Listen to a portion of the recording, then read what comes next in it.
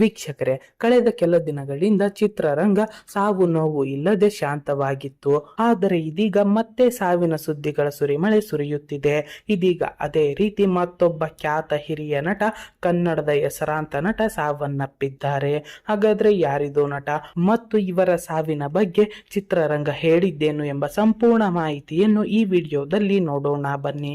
ಅದಕ್ಕೂ ಮುನ್ನ ನಿಮಗೂ ಕೂಡ ಕನ್ನಡ ಚಿತ್ರರಂಗ ಇಷ್ಟ ಅನ್ನೋದಾದ್ರೆ ತಪ್ಪದೆ ಈ ವಿಡಿಯೋನ ಲೈಕ್ ಮಾಡಿ, ಹಾಗೆ ನಮ್ಮ ಚಾನಲ್ ಅನ್ನು ಸಬ್ಸ್ಕ್ರೈಬ್ ಮಾಡಿ ನಮ್ಮನ್ನು ಬೆಂಬಲಿಸಿ. ಹೌದು, ಕನ್ನಡದ ಹಿರಿಯ ನಟ ಟಿ ತಿಮ್ಮಯ್ಯ ಅವರು ತಮ್ಮ 92ನೇ ವಯಸ್ಸಿನಲ್ಲಿ ಮೊನ್ನೆ ತಾನೇ ನಿಧನ ಹೊಂದಿದ್ದಾರೆ.